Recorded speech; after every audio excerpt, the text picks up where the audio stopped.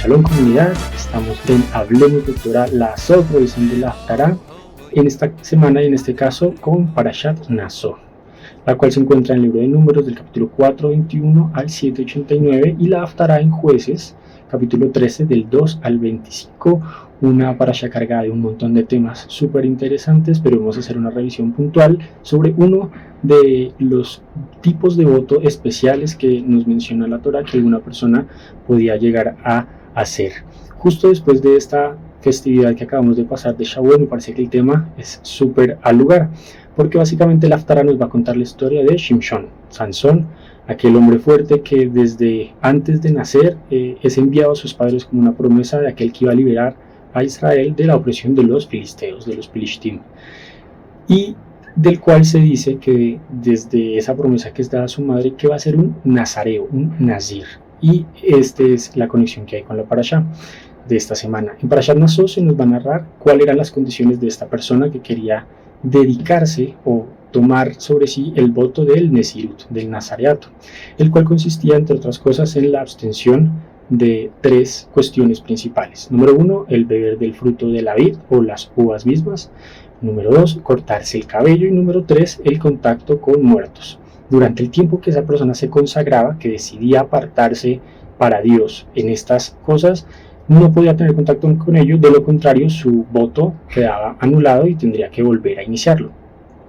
De hecho, hay un tratado entero en el Talmud donde se discuten los pormenores de esto, pero el sentido espiritual en general que hay sobre una persona que decide tomar este tipo de votos sobre sí es el de querer acercarse más a Dios, el tener una situación y un estado de Kedushá especial, ya que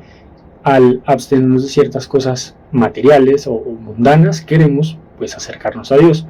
Los sabios nos enseñan rápidamente que de esas tres cosas se pueden identificar tres cuestiones de la vida física que uno quisiera, de las cuales uno quisiera alejarse en esa búsqueda de la espiritualidad. Con el vino y las uvas es todo el tema de un gozo desmedido, y obviamente en el tema del alcohol pues de llegar a caer en una actitud como una borrachera o alguna cosa indeseada. Con el tema del corte del cabello nos enseñan sobre el tema de la belleza y quizá un poco la banalidad, que es el estar buscando siempre eso, ¿no? Como lo bello, lo estético, que al final es pasajero. Y en el tema del contacto con el muerto hay dos posibles interpretaciones. Una es el evitar la tristeza desmedida, porque la persona que estaba en su nazareato no podía, por ejemplo, acudir al funeral o al entierro de un ser querido, debía abstenerse si quería mantener su estatus de nazir. Y lo otro es el tema de no enfocarnos en las cosas de este mundo, porque se va a acabar, todos en algún momento pues seremos llamados a donde el Eterno, sino estar pensando en el Olam Haba, la vida más allá de esta vida terrenal, lo cual está sumamente interesante y nos muestra cómo el ser humano y la Torah nos da un modelo de cómo podemos nosotros mismos voluntariamente buscar acercarnos más al Eterno a través de alejarnos de cosas que quizás nos distraen un poco de nuestra espiritualidad. Y como les decía al principio, me parece muy interesante que venga justo después de la festividad de Shavuot en este caso, porque los sabios van a conectar este deseo del dominio propio, este deseo de dominar las pasiones y las cuestiones físicas, con el estado deseable, el estado elevado de recibir Ruach HaKodesh. Un primer texto que quisiera que revisemos se encuentra en el Talmud, en el Tratado de Avodah Zará 20b, donde nos va a decir lo siguiente. Rabbi Pinjas ben Yair diría: el estudio de la Torah conduce al cumplimiento de las mitzvot. El cumplimiento de las mitzvot nos lleva a la diligencia en su observancia. La diligencia conduce a la limpieza del alma. La limpieza del alma conduce a la abstención de todo mal. La abstención de todo mal conduce a la pureza y a la eliminación de los deseos bajos. La pureza conduce a la piedad conduce a la humildad conduce al temor del pecado y el temor del pecado conduce a la santidad conduce al Espíritu Santo y el Espíritu Santo conduce a la resurrección de los muertos. Nos va a decir Rabbi Pinjas ben Yair, que me parece sumamente al lugar, y aquí nos da una clave muy importante, y es que esa abstención de todo mal, ese dominio propio que hay que tener, conduce a la pureza, y esa pureza eventualmente nos va a llevar al Ruach HaKodesh, justo como estábamos aprendiendo ahorita en la en la festividad de Shavuot, y el deseo que deberíamos tener todos los creyentes en Yeshua de recibir esa Ruach HaKodesh, que va a dar unos frutos, como también va a decir la carta de Gálatas, que siento que está en conexión perfecta con el pasaje que acabamos de leer en el Talmud.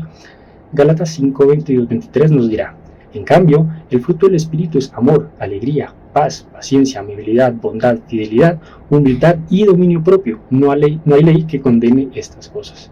Entonces, como vemos aquí, y como va a ser también el caso de Shimshon, esa separación especial que el Eterno permite que uno voluntariamente tenga para llegar al Ruach HaKodesh es el que al final nos reviste con un propósito más elevado en la vida,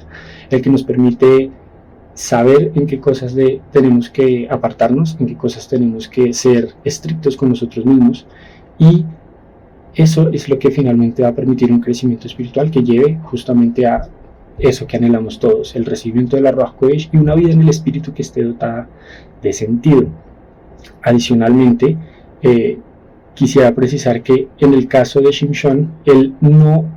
pone ese nazareato, no se lo impone a sí mismo, es una cuestión que llega por sus padres,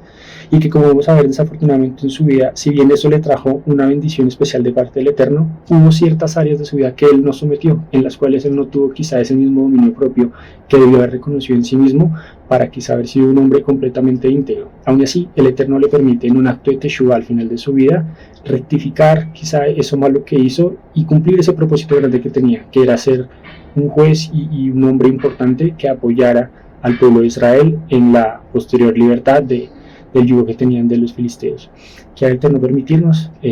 apropiar esto para nosotros, que el dominio propio sea algo que procuremos, que vivamos según las palabras de nuestro Mesías, y que podamos todos cumplir ese propósito más grande que tenemos a través de el dominio propio y el recibimiento de la Ruach HaKodesh. Bendiciones.